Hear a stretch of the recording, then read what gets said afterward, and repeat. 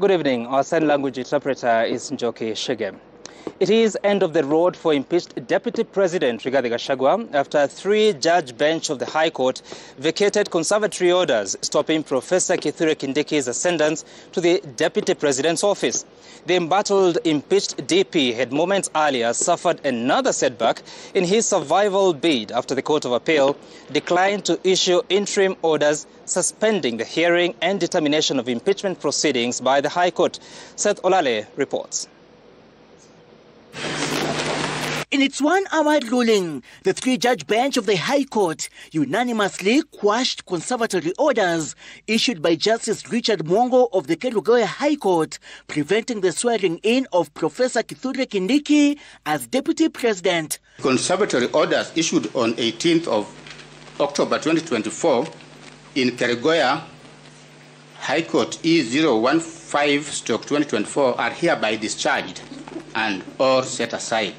Justices Eric Ogola, Anthony Mrima and Dr. Freda Mugambi stating that leaving the DP position vacant under the 2010 Constitution will create a constitutional crisis and that issuing an order suspending a constitutional process will undermine the role of the judiciary. Article 3 of the Constitution, where every person has an obligation to respect, uphold and defend the Constitution. We choose to abide by that calling. As such, public interest demands that the office of the Deputy President should not remain vacant. In establishing whether the High Court has jurisdiction in hearing and determining impeachment proceedings against Rigathi Gachagua, the court ruled that the Constitution grants the High Court powers to adjudicate whether any law is in contravention of the Constitution unless expressly prohibited by the same Constitution. We do hereby find and hold that this court has the jurisdiction to sit and determine the matter that is before it. As to whether the court found the issues raised justiciable, the three-judge bench inciting the case of former Embu Governor Martin Wambora versus the Speaker of the Senate at the Supreme Court ruled that the final determinant of any constitutional and legal proceedings lies with the judiciary. That the judiciary's role in impeachment matters is not to take over legislative functions, but to ensure that such processes are conducted in a manner that respects constitutional norms and procedural fairness. As to whether public interest tilts in favor of continuity of the Constitution, the Justice Eric Ogola-led bench ruled that it is in public interest to avert a constitutional crisis by suspending the conservatory orders, preventing a new DP from assuming office. As such, an order would have in effect suspended Article 147(2) of the Constitution, which assigns the Deputy President specific roles. We find that the applicants do not stand to suffer any prejudice in the event the conservatory orders are not granted. The Court of Appeal had earlier declined to issue interim orders suspending the hearing and determination of impeachment proceedings by the High Court. The Court of Appeal has scheduled 6th November 2024 as the mentioning date for another petition from Rigathi Gachagua in a bid to have the judiciary come to his rescue. Seth Olale, Citizen TV at the Milimani Law Courts, Nairobi County. Now, the stage is all set for the swearing-in of Professor Kithure Kindiki as Deputy President after the High Court cleared the hurdles occasioned by the legal challenge by impeached Deputy President Rigathi Gachagua. Kindiki will be sworn in tomorrow at 10 a.m. at the Kenyatta International Convention Center in Nairobi. The government has declared Friday, that is tomorrow, a public holiday in line with the requirements of the law guiding the Assumption of Office protocol. Emmanuel Toh reports. Song and dance in Runduni Village, Tharaka constituency, Tharaka Nithi County. The long wait is over and the party is on. The decision of the High Court has brought joy to the residents of this village, the birthplace of Professor Kithure Kindiki. Niko na furaha sana kwa sababu kijana wetu Kindiki alikuwa vice president wa Kenya yote. Amekuwa saa hii tunasikia sauti atakuwa na atakuwa. Tuko na furaha sana, hata hatutalala leo. Tutakuwa tunashangilia huko. Na mpaka kesho. Na sio kesho, hata kesho kutu itakuwa. Hata mtondolo. Leo hata tunataka tupegwa nafasi hata ile pombe ya mikimila ya Kitharaka. Tunataka tukubarikwa leo tukunywe kiasi. Ili tuweze kusherehekea hapa. Kindiki's brother, Isaiah Kindiki, who is the Vice Chancellor of KCA University, could not hide his joy, thanking Kenyans for the support they have shown their kin thus far. The people of Kenya, from a family perspective, I would say that thank you so much for giving my brother many opportunities to serve this republic. As a senator for Tharaka Nithi, he contributed significantly to the political development of the Senate. Kindiki is being described as a hard-working and dedicated servant. His commitment to duty, his beliefs and the faith in God, his trust in family, his trust in his people, the community of the Republic of Kenya and the leadership of Kenya, I expect that he will be helping the head of state to deliver on the promises that they made. And in working with him, I found him to be a person who keeps his word. I wrote many papers with him, and there is no time when we needed to submit that he had not delivered his part. So he's diligent, he's conscientious, and I also know that he is also a person who is a firm believer. This comes as the assumption of the office of the Deputy President Committee, chaired by the Secretary to the Cabinet, Mercy Wanjau, announced Kindiki will be sworn in tomorrow, Friday at 10 a.m. at the Kenyatta International Convention Center. The swearing-in ceremony, which must happen in public between 10 a.m. and 2 p.m., will be presided over by the Chief Registrar of the Judiciary, Frida Mukaya, witnessed by the Chief Justice, Martha Koome, or the Deputy Chief Justice, Philomena Mwilu. And in line with the guidelines of the assumption of the office of the DP committee, the acting CS for Interior, Musalia Mudavadi, has gazetted Friday as a public holiday for the swearing-in of Kindiki. After his swearing-in, Kindiki is expected to make his inaugural speech as Deputy President in a colorful event which will see him ascend to power, taking over from the impeached Deputy President Rigathi Gachagua. The members of the Assumption of Office Committee will now be burning the midnight oil to ensure the stage is set for the swearing-in of Deputy President-elect and designate Professor Abraham Kithure Kindiki to take over the reins as the third Deputy President of the Republic of Kenya and taking over from the impeached Deputy President Rigathi Gachagua. Emmanuel Tor, Citizen TV, KICC, Nairobi. And now to former Deputy President Rigathi Gachagua's backyard, residents of Karatina in Mathira constituency have expressed disappointment following the High Court decision to lift orders blocking the swearing-in of Professor Kithure Kindiki. Here is a sample of their views. Tuliwapatia kula wote wawili na we never thought that they could separate. So we are not contented with the decision of the court. Na tunataka justice, tunaweza taka hadi Rigathi aende kwa higher court. Tumekasirika sana juu ya kuondoa hiyo Rigathi wetu na ana kesi na ni kesi ya bure ya kuwekelewa. Kusimama na watu wa Mount Kenya si kumaanisha ati ni ukabila. Hiyo sio ukabila amefanya. Alikuwa anasimama na watu wao. Maana walikuwa wanasema watafuata sheria na sheria hawajaifuata. Deputy siku ya jana alituambia tukiwa kwa mazishi tuvumilie, kuna kitu wanajua itatendeka. Lakini hatukuwa tunajua ni kuondolewa ataondolewa. Tutavumilia hivyo mpaka 2027. Yeah. Hivyo umefanya, Kindiki ni wetu hata sisi pia, na tutavumilia. Na huyo Kindiki atakuwa nyuma ya Gachagua 2027. Si tunapenda Rigathi na roho zetu zote, Mkikuyu wote, Ebu, Melu, Mkikuyu, si tunapenda Rigathi. Hata Kindiki atakuwa nyuma ya Rigathi. Juu hata yeye anajua Rigathi ni nani. Hata yeye anamuogopa tu kisiasa. Sisi tulitolea kuchagua nani? Gachagua kama naibu wake rais. Lakini rais hapo amefanya, sisi hatujafurahia kama wanajenzi. Kama ni sisi tungesema Rigathi akae hapo. Na mnatambua nani Mount Kenya nyinyi? Mount Kenya tunatambua Rigathi Gachagua Geoffrey. Ndiye alifanya Ruto tumpee kura. Alafu wanamuacha hivi hivi. Pili, mahakama ni kama kwamba ilikuwa sijui tutasema ni kuhogwa au namna gani, manaka wanaambiwa wajitoe kwa hiyo kesi na bado wanaendelea tu na kusikiza hiyo kesi. Now, at the same time, it was a day of legal setbacks for Rigathi Gachagua as the impeached former deputy president suffered a string of losses in court.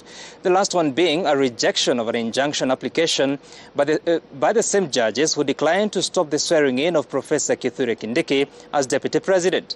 And as Citizen TV's Willie Lusige now reports, Gachagua had earlier suffered defeat at the Court of Appeal when judges rejected his application challenging the empanelment of the three-judge bench of the High Court.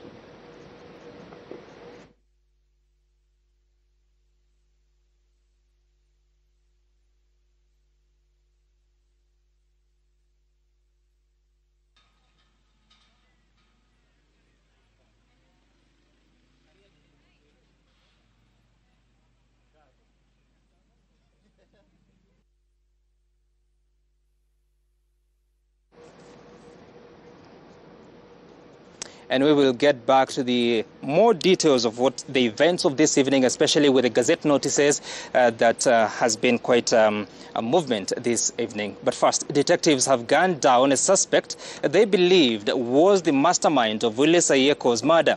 DCI investigators who were profiling the suspect say they trailed him to a guest house in Kisumu. The suspect, who was armed, was fatally shot during a confrontation with the police.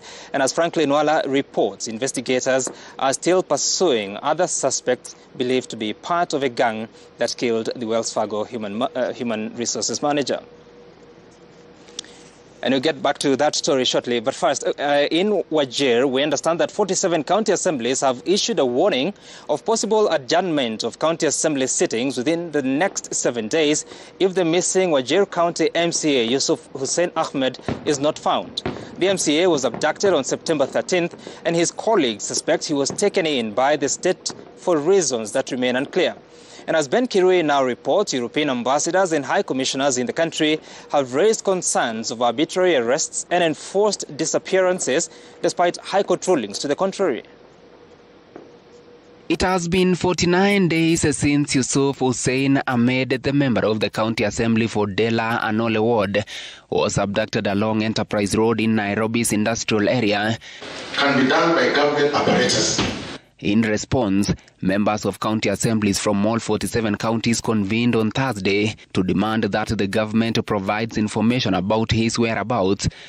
This incident has created a climate of fear amongst the county membership, with no clear action taken to ensure his safe return.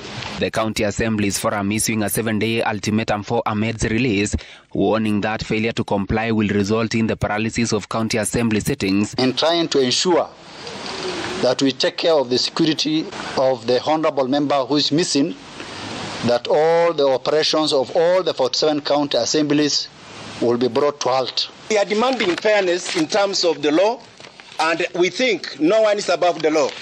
As MCS tunapitia maajabu, tunapitia hujuma mingi. The forum believes that Ahmed is currently in state custody. Prior to his disappearance on September 13th, he had complied with a summons from security agencies in Wajir just 4 days before he went missing. The Speaker has indicated to you that the County Security and Intelligence Committee had invited him for a conversation. So the last conversation about disappearance or disappearance is around police. Ambassadors and high commissioners have also expressed their concerns regarding arbitrary arrest and enforced disappearances, despite judicial rulings. In a joint statement, the envoys emphasized the importance of upholding the rule of law and adhering to the decisions of the judiciary. Ben Kirui, Citizen TV, Nairobi. All right, we are taking a short break here. When we come back, we have so much more stories, including what I was telling you about the Gazette notices that have been published this evening, causing changes within cabinet, but also what means that the Deputy President-elect, Professor Kithure Kindiki, will be sworn in tomorrow. We'll be telling you details about that after the break. Stay tuned.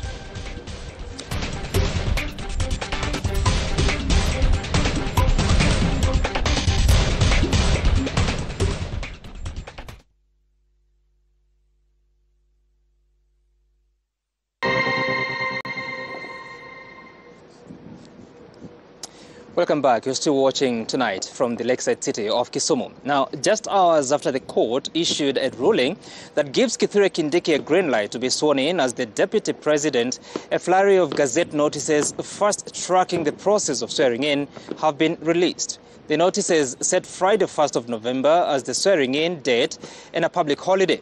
Musalia Mudavadi has been appointed acting Interior Cabinet Secretary, as Melita Oletenges now reports. Had the dust settled on the court's ruling, paving way for the swearing-in of the deputy president nominee Kithure Kindiki, then the wheels were in motion to install him in earnest. In a rapid-fire sequence, a flurry of Gazette notices were issued. Starting with Gazette Notice 14098, gazetting the Assumption of Office of Deputy President Committee in line with the Assumption of Office Act. Chief of Staff Felix Koskei announcing the appointment of Mercy Wanjau, Secretary to the Cabinet, as the chairperson of the 21-member committee to facilitate the Assumption of Office of Deputy President nominee, and convened a meeting.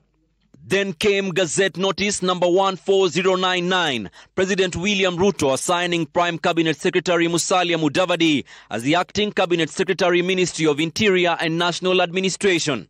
Gazette Notice 14100 then followed. The chairperson of the Assumption of Office Committee swung into action, notifying the public that the swearing-in ceremony of the Deputy President nominee shall take place on Friday at the Kenyatta International Convention Center. Gazette Notice 14101 by the Acting Cabinet Secretary, Ministry of Interior and National Administration, Musalia Mudavadi, was the fourth Gazette Notice in quick succession, declaring Friday, the 1st of November 2024, a public holiday, being the day of the swearing-in of the Deputy President nominee. At the same time, the head of the Public Service, Felix Koskei, sent out an invitation to all chairpersons of state corporations, all chief executive officers of state corporations to attend the swearing-in of the Deputy President nominee, Kithure Kindiki, at the KICC on Friday.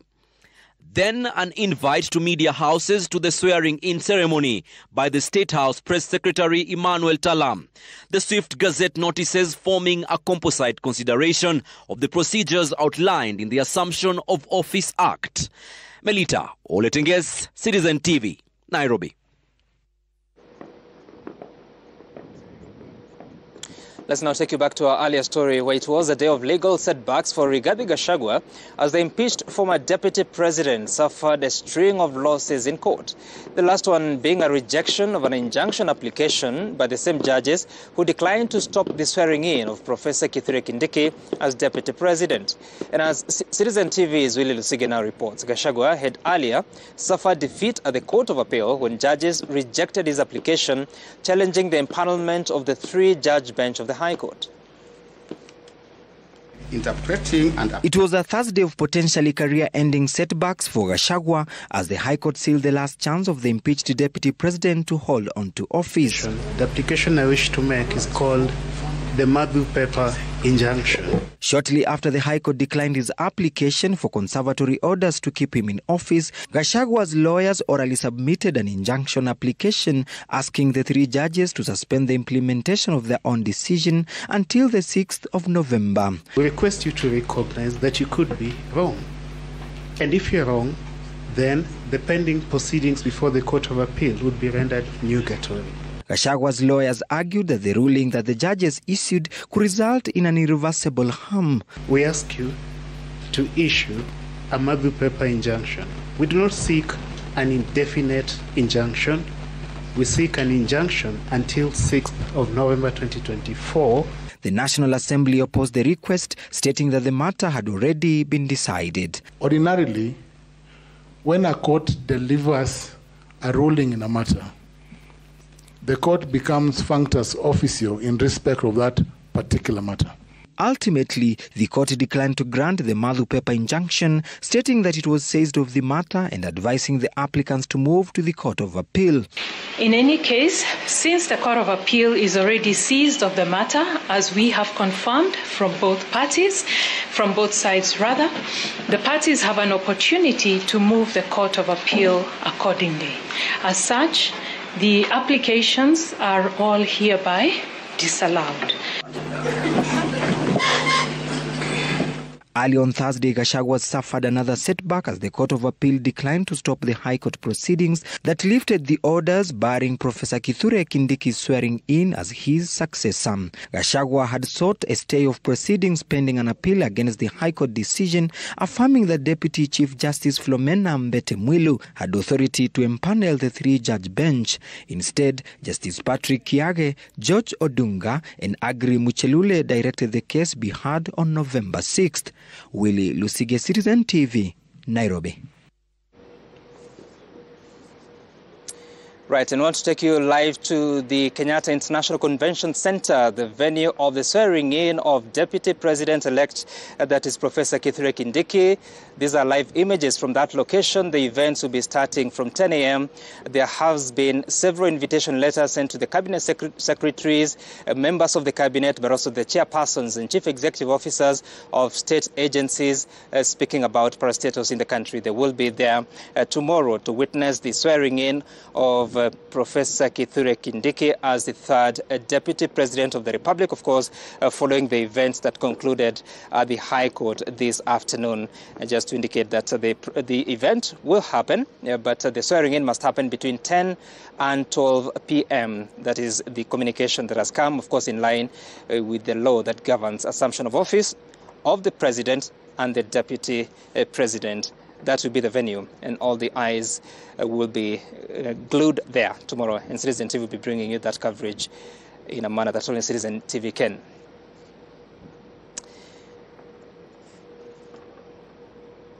Right, and still staying with the events of tomorrow, there has been communication from the Ministry of Education. They are saying that the acting Cabinet Secretary, Minister of Interior, National Administration, Honorable Musalia Mudavadi, has declared 1st of November 2024 a public holiday, but says that the Minister of Education wishes to inform the public that the declaration of the holiday will not interrupt the ongoing KCSE examination papers scheduled for Friday, 1st of November. Consequently, all members of the Multi-Agency Examinations Administration team are instructed to report to work as scheduled to ensure that all examination activities of the day are well executed in line with the Ministry of Education guidelines, and this directive shall also apply to all other basic education institutions that are in session. That is communication coming from the Cabinet Secretary for Education, that is one Julius Migos Ogamba, communicating to the country after the occasion of tomorrow being gazetted as a public holiday, just to keep you posted about the events of tomorrow. If you hear any noise from Kisumu, there's nothing to be worried about. It is the fireworks in celebration of Diwali, which is also a holiday scheduled for tomorrow. In the meantime, to the question of the murder of Willis Ayeko, detectives have gunned down a suspect they believed was the mastermind of Willis Ayeko's murder. DCI investigators who were profiling the suspect say they trailed him to a guest house here in Kisumu. The suspect, who police officers say was armed, was fatally shot during a confrontation with the police. And as Franklin Wala now reports, investigators are still pursuing other suspects believed to be part of a gang that killed the Wells Fargo human resource manager. Investigators from the DCI forensically pursued a suspect to his hideout at a guest house in Kisumu. The man was wanted for the brutal murder of Willis Ayeko, a human resources manager with Wells Fargo. Investigators say the suspect had escaped their dragnet during Tuesday's operation in Siaya, when a woman was arrested and Ayeko's firearm recovered. The woman succumbed to injuries as police pursued those who escaped. And then we had some 2 arrests that were made in Wagai about 2 days ago. And this followed some shootouts, which resulted to the recovery of the firearm that was robbed off from the late. Thursday morning, detectives laid an ambush at the hotel where the suspect, George Odor Okoth, had taken refuge. A confrontation ensued, leading to his fatal shooting. A loaded pistol was recovered from the suspect.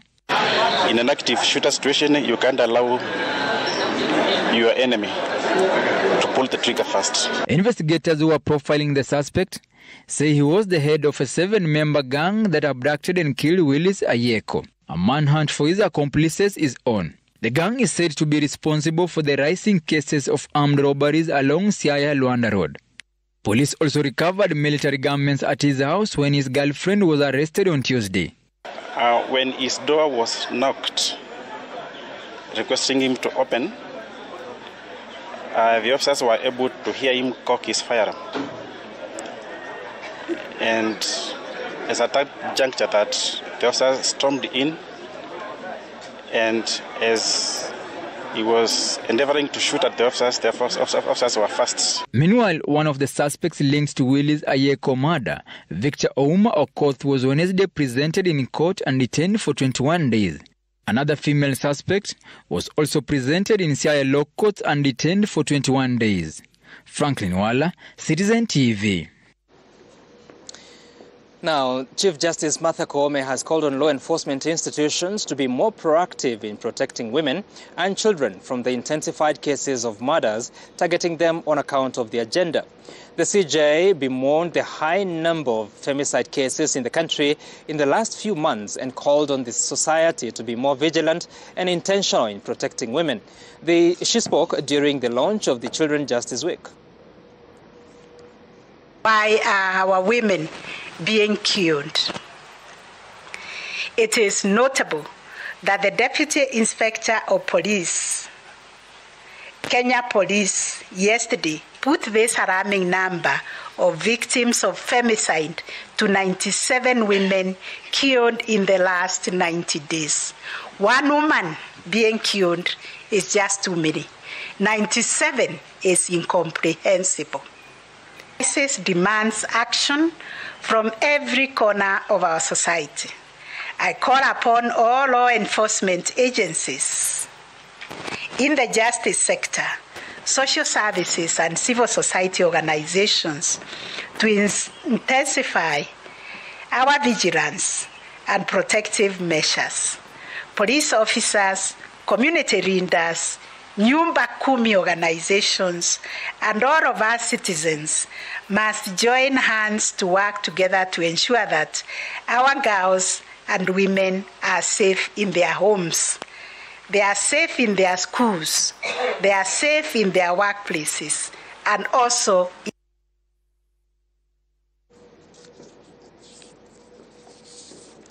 Now, the National Treasury is still holding more than 63 billion shillings owed to counties for the months of September and October. Borrowing from commercial banks has been the only option for governors to pay their staff in some of the counties, while others have been forced to go months without paying salaries.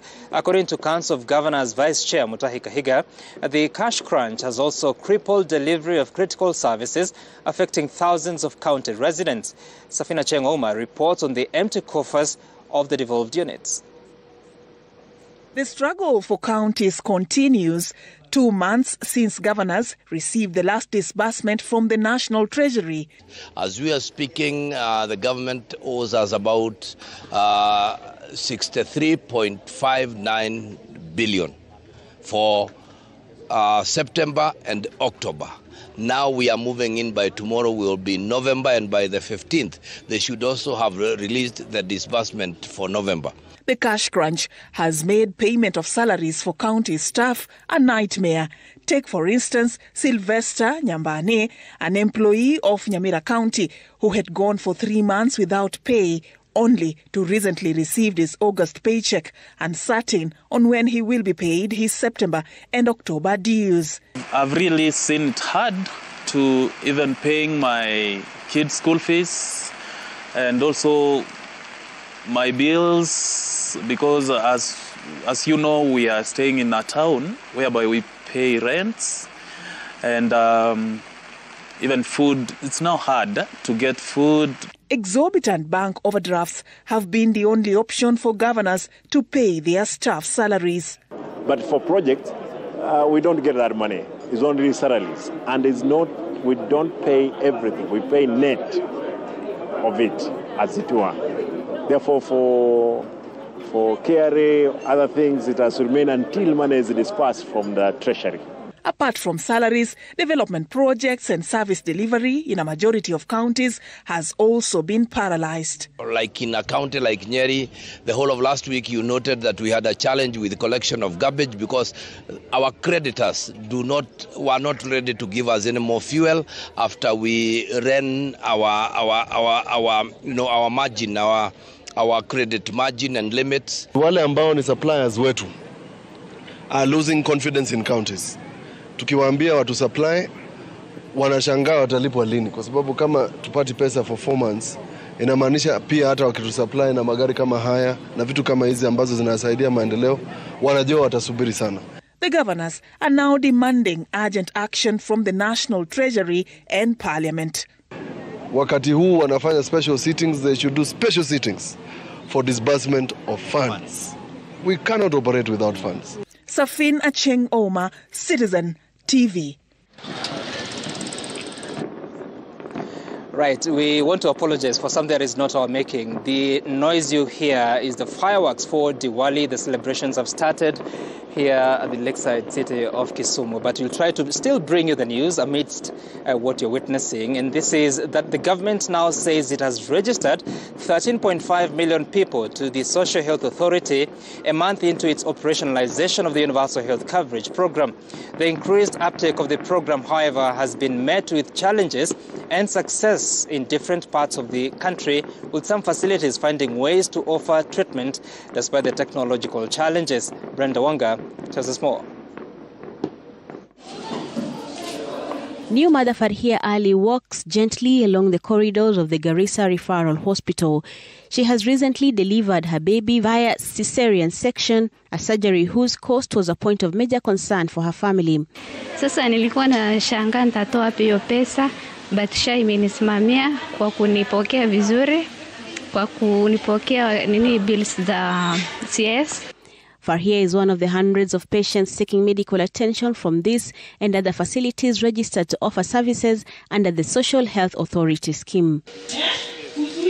The rollout of these services have been fraught with system challenges of onboarding patients, amongst others. The Garissa Referral Hospital's management has found a way around this. When the online systems don't work as desired, it has reverted to the manual onboarding, a situation that has seen patients access life-sustaining services like dialysis without the hassle of online registration. But even so, we have put in place a mechanism where patients should not be turned away or should not be asked for payment. The Ministry of Health contends that the issue of facilities lacking login credentials has slowed down the uptake of SHA, but says remedial measures are being undertaken. Service provider has been instructed that they should use, if their network is not working, they should use the network of other service providers. They should not limit themselves to their own network. SHA's 1 month of operation has seen a mixed bag of fortunes for the authority and her clients, many of whom have complained of a mismatch between the 2.75% contribution to the scheme and the services offered. Health practitioners in facilities that have been able to roll out the program successfully say it is achieving its intended goal of availing services affordably. I'm happy to inform you that we have succeeded to do several open hearts, whereas in NHIF the cover for open heart was 450 with a top-up allowed. Right now, SHA gives us 964,000 with no top-up allowed. So far, 13.5 million people have been registered to the scheme, with the government pledging to release primary healthcare funds to facilities to enhance the provision of services there. It says it is also seeking to roll out the National Equipment Support Program to support the universal health coverage. Brenda Wanga, Citizen TV. Now to another story. Friends and family of the late former Permanent Secretary, Professor Karega Mutahi, eulogized him as a firm civil servant who was instrumental in driving key reforms in the education sector. During a memorial service at the All Saints Cathedral in Nairobi, the late professor was praised for his leadership at the Ministry of Education, and the current Education Principal Secretary at the Basic Education Department, Dr. Bilo Kipsang, acknowledged Professor Karega's contribution to the sector during his tenure. Former Kenyatta University Vice Chancellor Professor Olive Mugenda remembered Professor for his contribution to universities, and in particular the Kenyatta University Teaching and Referral Hospital. His visionary leadership and extensive knowledge left an indelible mark on our education landscape. Throughout his tenure at the Ministry of Education, Professor Karega Mutahi championed reforms that enrich our education system, benefiting countless students, teachers, and communities across the country. It was during Professor Mutahi's tenure as PS that public universities' capitation from the government was streamlined. He recognized the disparities in funding allocation and worked diligently to correct them, ensuring that universities received fair and predictable funding based on staff and student numbers. I have never met a saintlier man than Prof. He lived for the gospel, and he believed in humanity. He believed Kenya would be a home for all within its borders. May Professor rest in peace. And we're taking a short break here on Tonight. But remember, we have a conversation tonight to speak to the Principal Secretary at the Medical Services Department, that is Harry Kimtai, Dr. Richard Lesiampe, the Chief Executive Officer of the Jaramogi Oginga Odinga Teaching and Referral Hospital. We'll be speaking to Roslyn Omolo, the Health CEC in Homa Bay County, and Hazel Koitaba, the Director at the Social Health Authority. We'll be having a conversation about 1 month of the Social Health Authority. What has been your experience? What questions do you have? How is it going with the shift deductions and contributions that have been making? All those questions will be answered by that panel. But first, here's the break.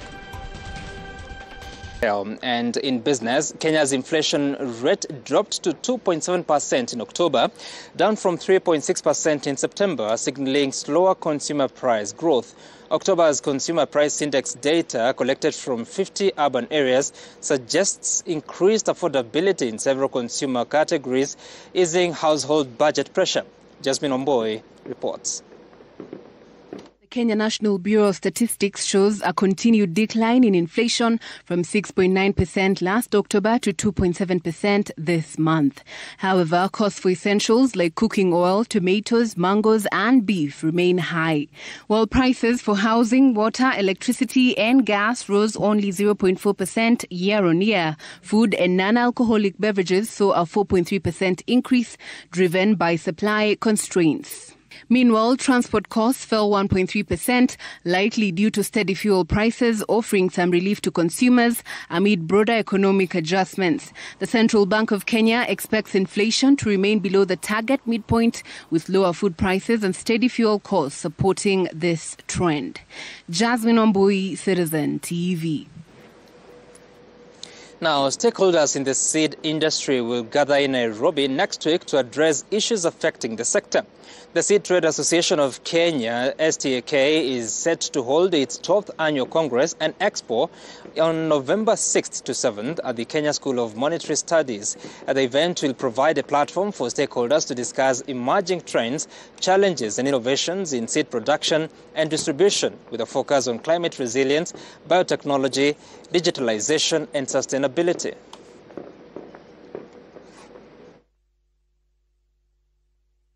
Out of that, on the end of the second day, we want to come up with what we call a declaration, a November 2024 declaration. That declaration will have a 10 points plan, which we'll be able to share with the ministry, which we'll be able to share with the county government, to see if we can be able to achieve those declarations. We can take the agricultural space in this industry, in this country, into the next level. We expect that a lot of those declarations, particularly, and we don't expect them to be more than 10, will be able to be a paper which we can present to the Minister of Agriculture, we can present to parliamentary committee. Now, the International Monetary Fund, IMF, has approved a 78 billion shilling disbursement after concluding the 7th and 8th reviews of its extended fund facility and extended credit facility for Kenya, initiated in April 2021. A new resilience and sustainability facility approved in July 2023 was also included, with the IMF urging prudent use of public resources. The National Treasury will receive over 78 billion shillings, approximately $606 million, through this approved disbursement. This includes an immediate EFF-ECF disbursement of $485.8 million, or 62.5 billion shillings, and an RSF allocation of around $120.3 million, or 15.48 billion shillings.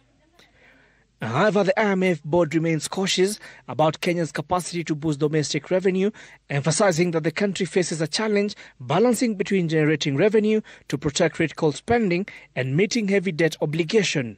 They have also called for greater transparency to rebuild public trust in the management of public funds, a challenge, according to economic analyst Churchill Ogutu. To the use of the funds, that's an entirely different story altogether. And that also speaks even to the efficiency. And time and again, the last 3 or 4 months, we've seen the issue around accountability pretty much coming to the fore.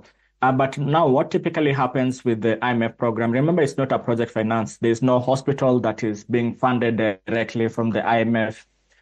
So it's a bit difficult to be able to pinpoint how exactly the proceeds were used and to an extent effectively use of the IMF proceeds. Ogutu reckons this latest disbursement increases Kenya's debt stock to nearly 11 trillion shillings, with expectation that it will rise further by the end of the financial year. He also warns that additional IMF conditionalities may follow, but remains optimistic about the potential structural improvement due to the required reforms. So the debt, as we all know, this financial year we're expected to increase our debt by around over 600 billion Kenya shillings. And that's added to the stockpile of the debt that we have at the start of this financial year. Should take us to around 11 trillion Kenya shillings by the end of the current financial year, which is coming to an end in June next year. So it's a mix between external financing, of which part of the external financing is now this money that is coming from the IMF. The IMF defended its decision to extend support to Kenya amidst public concerns, citing Kenya's economic resilience and emphasizing that the funds are meant to stabilize the shilling and strengthen external financial buffers, despite challenging socio-economic landscape.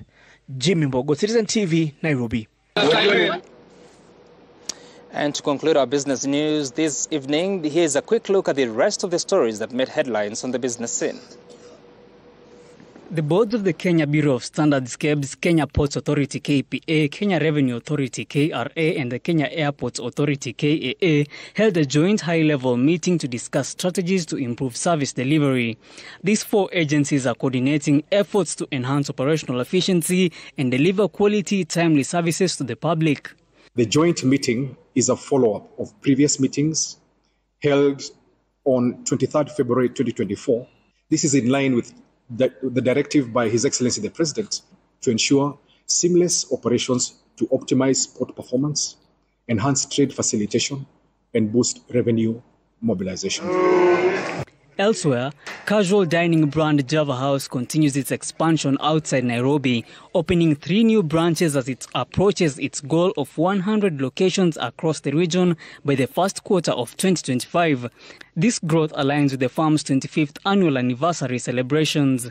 We believe strongly in the power of our counties and in Kenya as a whole, so we continue to spread Java love out of Nairobi.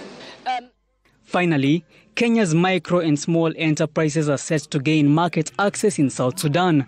This development was highlighted at the annual EAC MSMEs Trade Fair in Juba, which attracted over 1,500 exhibitors from EAC partner states. Raf Wangutusi, Citizen TV.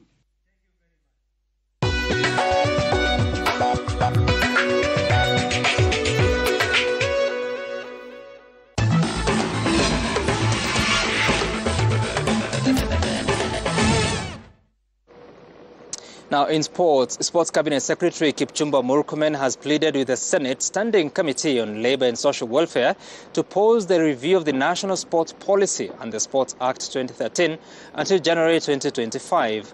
The CS told the committee that the Ministry of Sports is finalizing on a draft of amendment that they will present to the committee in January.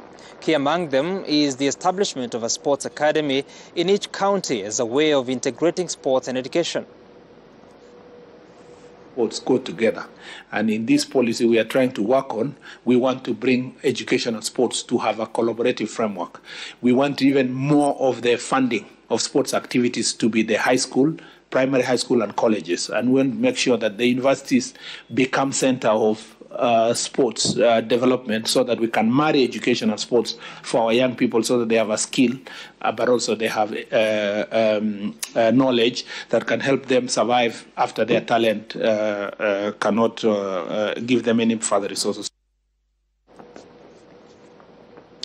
And national football team Harambee Stars head coach Njin Firat has made 13 changes to the team that embarrassingly lost 2-0 to South Sudan a week ago in the first leg of the CHAN qualifiers in Juba. Harambee Stars arrived in Uganda on Thursday morning and got down to business to plot a comeback against South Sudan on Friday.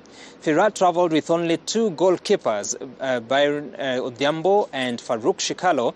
The defence is a complete overhaul with Aboud Omar, Siraj Mohammed, Ian Karani, David Ocheng, Daniel Sakari and Charles Momanyi drafted in. Mwishen Leshan, Ryan Ogam, Moses Shuma and Francis Kahiro have also been included in the team.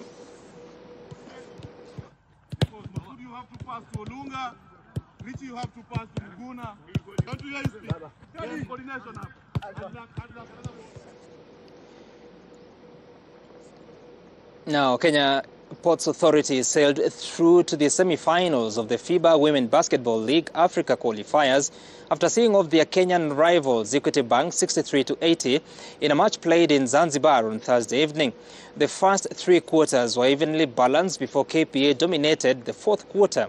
Equity were the better side and took a 27-18 lead in the first quarter. KPA woke up in the second quarter to outscore Equity 19-8 to take a 35-37 lead at the halftime break. At the third quarter saw Equity Bank get the upper hand to close the gap to points as KPA led 52-54. The fourth and last quarter belonged to the Dockers, who scored a massive 26 points against 9 for the final score of 63-80. KPA has a huge mountain to climb as they face Al Ahly of Egypt on Friday afternoon. The other semi-final will be an all-Rwanda affair between APR and REG.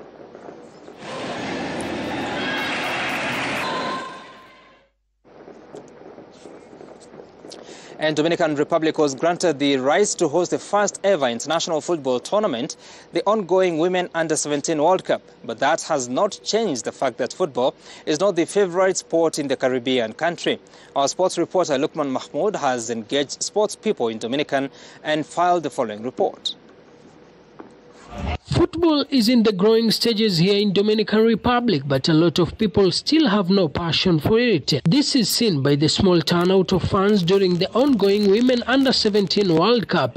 From the opening match to the quarterfinals, less than 2,000 fans attended matches, with the highest attended match in Dominican football history being 13,535, when the hosts lost by a solitary goal against Nigeria in their last group match. Because it's a recent sport for, how we say, in female. They began when I was in the school. So that, I am saying, like in the past 20 years ago, it began incorporating female for play. Baseball, basketball and even volleyball are the most engaging sports in the Dominican Republic.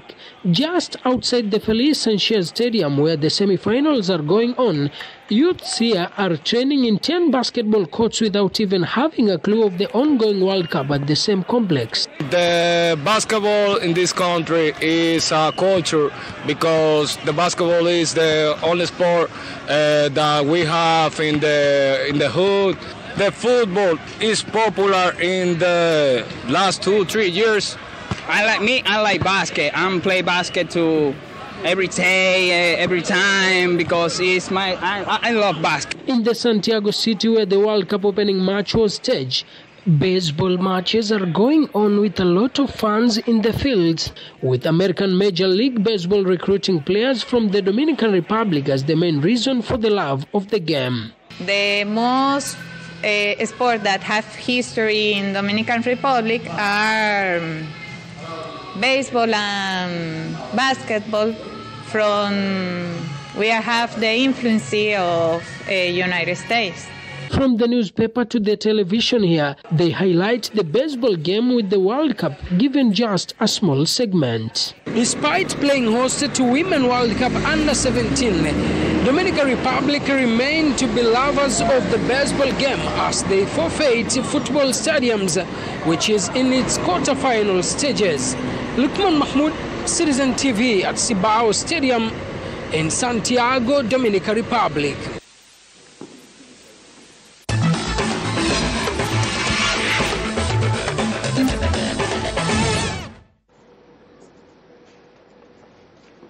Right now it's 10 minutes after 10 o'clock. We want to take a short break, but before we can shift our focus and base, just wanted to show you what we've been witnessing the entire night. That is the fireworks of Diwali, the Hindu festival of lights. They have disappeared, but they were quite a lot. I saw them, I heard them, and it was quite interesting to see that, of course. So there you are. You can see it's a bit far, but you can have a feel of what exactly the Hindu community will be celebrating tomorrow, on the same day that the man that will become Deputy President, Professor Kithure Kindiki, will be sworn in. But as we leave this venue, we'll be moving to a different location, still here in Kisumu, where we'll be having the conversation about the Social Health Authority 1 month in.